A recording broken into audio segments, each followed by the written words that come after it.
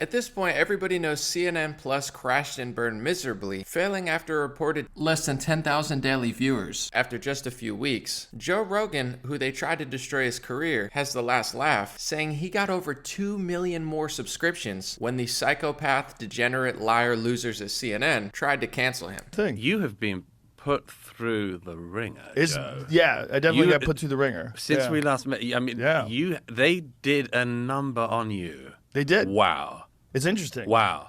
But my subscriptions went up massively. That's what's crazy. During the height of it all, I gained 2 million subscribers. I'm so pleased for you. I'm pleased for everyone, actually. When I watched what they were doing to you, I just thought that as long as you survive this, something's going to be okay in this world. Yeah, they went did for feel it. That. They went for it. Here's him making fun of CNN about their pathetic CNN Plus fail. Speaking on this day where CNN... Yeah, CNN Plus just went under. CNN minus. CNN just went under. They spent $300 million. They got 10,000 subscribers. Imagine the hubris of thinking that something that people don't want for free, that you're going to charge money for it. We're going to have a Jake Tapper book club. Jake Tapper seems like a great guy.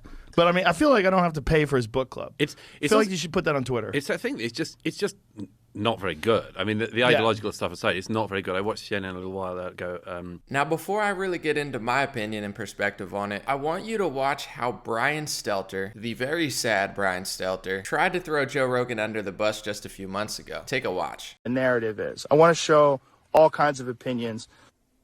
Which sounds great, but not all opinions are created equal. You think about major newsrooms like CNN that have health departments and desks and operations that work hard on verifying information on COVID-19. And then you have talk show stars like Joe Rogan who just wing it, who make it up as they go along.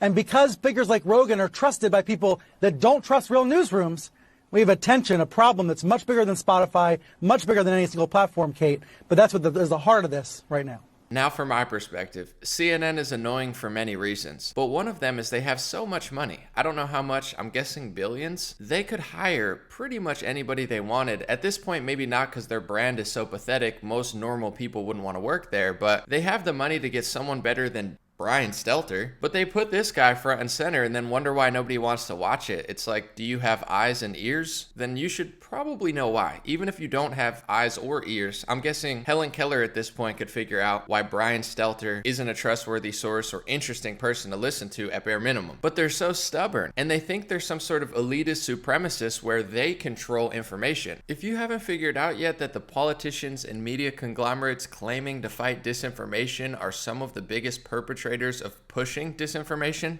you're not very bright. That's why they're having an absolute conniption that Elon Musk is buying Twitter and saying things like this. I hope that even my worst critics remain on Twitter because that is what free speech means. The modern day left wing, and I'm talking about the Democratic Party elite, the corporate media, they don't even pretend to believe in free speech anymore. I think tech mogul Mark Andreessen nailed it. He said entire swaths of the laptop class, including virtually the entire mainstream press, have made a 180-degree reversal on free speech within a decade without any memory at all that they once held the opposite view, with perfect synchronization as one. Perfectly said. It's psychotic. Free speech is so important in America, but the entire mainstream left-wing media is acting as if they didn't have the opinion that we have just a few years ago. And when it comes to competition, I believe that's what makes a society great, and there's a lot of data and history to prove that. I play sports, I do media, social media. I don't want to knock down my competition, ban them, and censor them to look the greatest. Even the dumbest conspiracy theory that I believe is fake or left-wing hypocrisy, I want to just have an equal footing, a fair playing field in the public sphere of information to say my piece. Really, that's it. I don't want to cut the tongue out of somebody else to say that mine's the best. That's disingenuous. It doesn't work in sports. It doesn't work in media. It doesn't work in anything. So the ideology that CNN has, they put Brian Stelter on a pedestal and people like Don Lemon and Anderson Cooper, which would be equivalent to like a kindergarten basketball team, but they want to play in the NBA. They see they're not as good as people, so they try to cancel them. But what comes around goes around, so when you try to cancel someone like Joe Rogan, he gets millions more subscribers, and then when you launch your own service, nobody pays attention. What they're trying to do, cut out the competition, would be equivalent if I wanted to be in the NBA. I wanted to be like Michael Jordan and LeBron James, but I knew I wasn't good enough, and I wasn't trying to put in the work to be good enough. So instead of actually getting good enough or getting behind find a player who could be good enough, I just decide to try to cancel Michael Jordan, cancel LeBron James, and kick out everybody in the NBA, podcasts, YouTubers, TikTokers, all these people that are more interesting than me. I just try to blast them out of the way with my power and then say, oh, look, you have to look at me now. I'm the only one on at the airplane. You can't possibly look there. You're not allowed to listen to them. That's what they're trying to do. They're not trying to tell you the truth. They can't compete. They push a lot of disinformation themselves, in some case more than the people they hate, but they want to brainwash people into thinking that they should be able to use their power to stifle your voice. That's the opposite of a democracy. That's the opposite of freedom. And if you're truly about the middle and lower class and small businesses and people coming from here to here, making something out of nothing, how in the world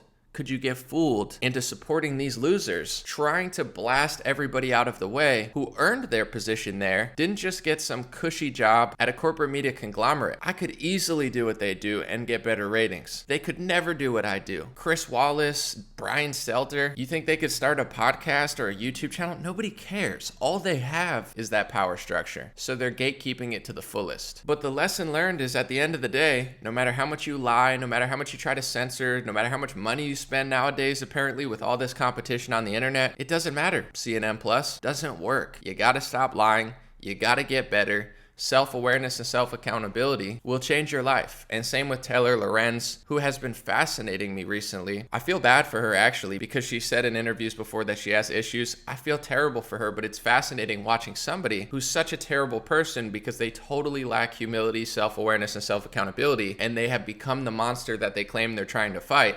Everything they see in others, it's really just themselves projecting, doing what they say they're fighting. It's fascinating. But yeah, CNN, Washington Post, self-accountability, self-awareness, get some. Thank you for watching. Have a beautiful day. And my podcast, Dream Rare Podcast, is out now. Check some of my best streams, exclusive interviews. Just search Dream Rare Podcast on Spotify, Apple, or anywhere podcasts are found. And if you'd like to support further and subscribe to me and not CNN Plus, that doesn't exist apparently anymore, it's going out of business, go to patreon.com/raretalk. That's patreon.com/raretalk. Get those 2 secret episodes. Support me on any level you want to. And also go to dreamrare.com. That's dreamrare.com. I have hats, or you can go to godblesshats.com. Both domains will take you to the same place. I have new hats, pink and baby blue, as well as cream colored white. We have royal blue beanies for the first time in a while. Just check out dreamrare.com or godblesshats.com. They're all made in the USA, and they come with 1, 2, and a 3rd American flag when you buy them as the tag. Real made in the USA hats, good quality. This is why I'm able to do what I do. I don't have any sponsors at the moment. My news is supported by people who watch on Facebook, watch on YouTube, support on Patreon, buy a hat or a shirt at dreamrare.com, and especially people who share these videos. Thanks so much. Have a beautiful day. I'll be back soon.